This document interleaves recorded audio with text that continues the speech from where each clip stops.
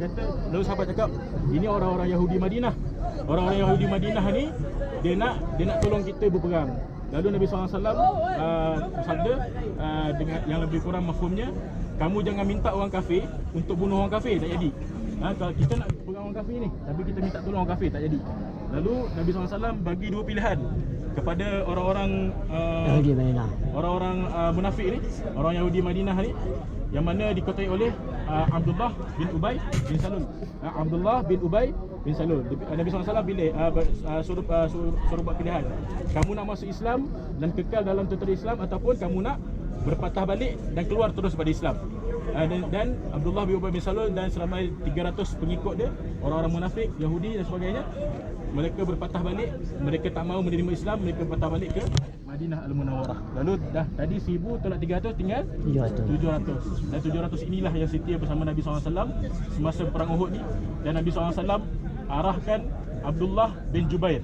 Abdullah bin Jubair, ketua pemanah, bersama 50 orang pemanah lebih kurang, Nabi SAW letakkan di atas Jabal Rumah. Tapak yang kita ada pada hari ini dah ditimbus. Ada ditimbus, bukan tapak yang asal.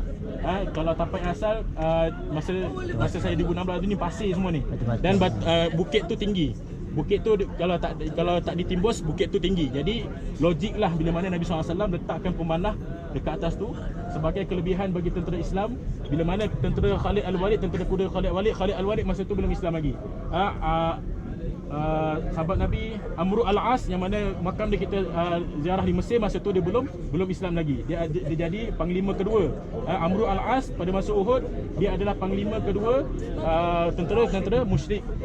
Bila mana Nabi SAW letak 50 pemanah, Nabi SAW cakap dengan berwasiat kepada mereka, kalau kamu lihat, sekalipun kalau kamu lihat tentera Islam ni menang ke, kalah ke, walaupun kamu lihat kalah sehingga kan bangkai-bangkai kami dimakan oleh burung-burung, kamu jangan turun sehingga aku yang panggil kamu turun. Itu wasiat Nabi SAW kepada para sahabat yang pemanah-pemanah semua itulah. Lalu bila mana terjadi pertempuran, berlakulah pertempuran yang hebat, dikatakan dalam banyak kita sirah, dua kali dua pusingan. Yang mana pada pusingan pertama Allah SWT kurniakan kemenangan kepada umat Islam. Tapi antara peristiwa yang sedih pada pusingan pertama ini adalah gugurnya Sayyidina Hamzah. Gugurnya Sayyidina Hamzah yang mana dibunuh oleh Wahsy. Wahsy ini adalah hamba kepada Jubair bin Mut'im. Jubair bin Mut'im, dia ada seorang hamba Habsyi yang nama dia Wahsy. Sebangsa dengan Bilal bin Rabah. Dia kata kat Wahsy, kalau kau nak merdeka boleh, tapi kau kena bunuh Hamzah. Sebab apa? Jubair bin Mut'im masa perang Badar, pakcik dia kena bunuh dengan Hamzah. Jadi memang menjadi budaya berbalas dendam orang-orang jahiliah dulu. Memang budaya dia balas dendam. Dan disuruh oleh Jubair bin Mut'im supaya Wahsy ni bunuh Sayyidina Hamzah. Dan Sayyidina Hamzah bila mana Wahsy ni dicerita kepada sahabat selepas di Islam. Wahsy ni akhirnya Islam, tapi Islam dia, semasa dia Islam, Nabi SAW tak pandang muka dia. Nabi SAW terima Islam dia, tapi Nabi SAW tak pandang muka dia. Sebab Nabi SAW tak boleh nak pandang. Dia teringatlah. Tapi lepas Islamnya Wahsy ceritakan bila mana aku hadir pada perang Badar, tidak ada lain aku hanya untuk bunuh Hamzah je. Itu je. Lepas pada itu dia balik. Aku bersembunyi di tempat bersembunyi aku. Bila aku nampak Hamzah, lalu aku lontar lembing. Dan lembing aku menembusi dada Hamzah. Dan sebahagiannya kata ada yang menembusi bawah perut dekat celah kangkang. Tapi satu riwayat yang kuat dekat dada lah. Bila mana Wahsy ni, dia adalah pelontar lembing yang tak pernah miss. Kira dia power lah, memang power lah. Dia baling kena Hamzah, lalu Hamzah pun gugur. Hamzah pun gugur dan bersama dengan 70 orang syuhada Uhud. Dan bila mana dah selesai round pertama tu, memang hampir dilihat tentera Islam dah hampir menang. Bila dah menang, tentera Islam dah sebagainya dah gembira, lalu turunlah 40 orang, kecuali 10 orang yang tak turun, termasuklah Abdullah bin Jubair. Dan bila mana turun, Khalid Al-Walid ni adalah panglima perang yang sangat-sangat cerdik lah. Dia bila dah mula berpatah balik, tapi dia tengok pemanah tu turun. Sebab apa dia tak boleh serang? Tentera berkuda tak boleh serang sebab ada pemanah. Sebab pemanah tu dia halang kan. Dia tak boleh marah ke depan. Bila mana baliklah dah nak balik tentera berkuda, dia patah balik. Khalid Al-Walid panggil balik yang mana yang sempat dia panggil balik, lalu diserang dari belakang. Tentera yang turun untuk ambil harta rampasan perang, harta ghanimah, diserang balik.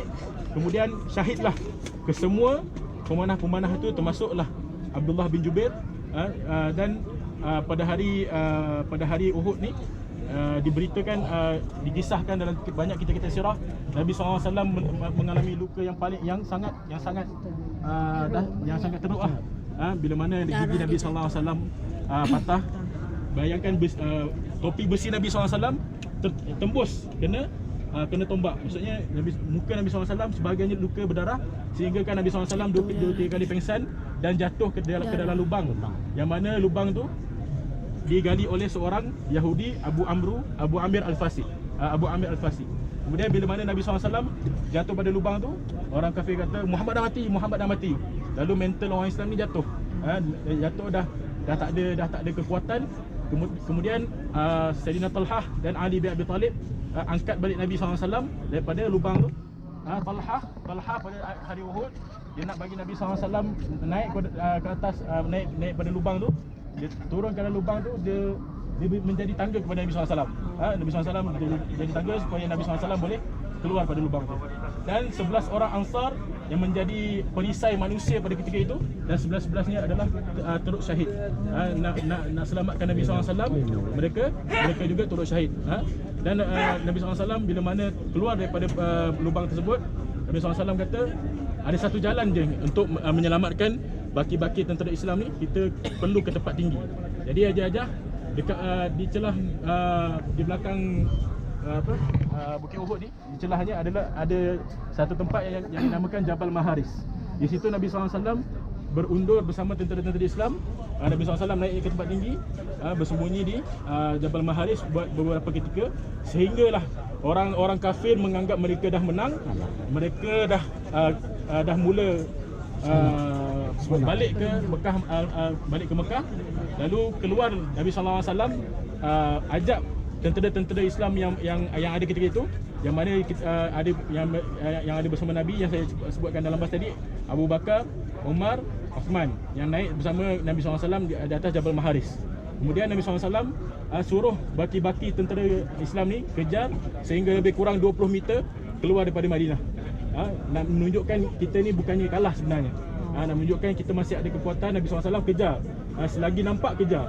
Jadi bila dah hilang betul-betul dari pandangan, barulah tentera-tentera Islam ni berhenti kejar tentera musyrik dan mereka balik ke Madinah. Dan selepas dari peristiwa Uhud ini, bergelimpanganlah jasad-jasad para syuhada Uhud, yang mana bila mana baliknya orang-orang Mekah ni, dia tak puas hati, dia tak dapat serang Nabi SAW sebab Nabi SAW dan para sahabat dah naik ke atas tempat yang tinggi. Dia tak boleh serang daripada banyak arah, dia boleh serang daripada satu arah. Bila mana satu arah dia susah nak menang, jadi dia baru patah balik. Dalam perjalanan patah balik, mereka lalu jasad-jasad ni, mereka robek-robek jasad para sahabat. Mereka robek-robek jasad para sahabat, termasuklah Hindun isteri Abu Sufyan. Hindun isteri Abu Sufyan, dia robek jasad Hamzah. Lalu sebahagian kata dimamah hati atau jantung Sayyidina Hamzah lah. Tapi diberitakan memang jasad-jasad para syuhada Uhud pada hari itu memang rosak teruk. Maksudnya dalam perjalanan balik tu mereka robek-robek jasad. Dan 70 jasad yang yang gugur masa perang Uhud dikebumikan asalnya dikebumikan di Wadi Qanat. Wadi Qanat dia terletak di kaki bukit Uhud. Bila mana sampai tahun 49 Hijrah, tak salah saya, berlaku satu banjir dan jasad itu timbul. Bila jasad itu timbul, dikebumikan balik di tapak hari inilah. Dan di dalam ni ada dua merabbak ataupun dua empat segi. Yang satu di depan, satu di belakang. Di sini bersemadinya Mus'ab bin Umair. Mus'ab bin Umair adalah pemegang panji-panji Islam masa perang Uhud. Kemudian Sayyidina Hamzah. Kemudian Abdullah bin Jahsy. Bukan Abdullah bin Jubair. Abdullah bin Jubair ketua pemanah. Abdullah bin Jahsy ni anak saudara Sayyidina Hamzah yang turut syahid masa Uhud. Dan di belakang, di empat segi belakang tu ada beberapa jasad lagi. Kemudian baki 70 ada dalam kawasan yang besar ni lah. Jadi insya-Allah sebagai adab dan tanda terima kasih kita kepada mereka, kita sedekahkan Al-Fatihah, kita bagi salam kepada mereka. Mudah-mudahan kita bersama-sama mereka di syurga Allah SWT nanti kita dapat berjiran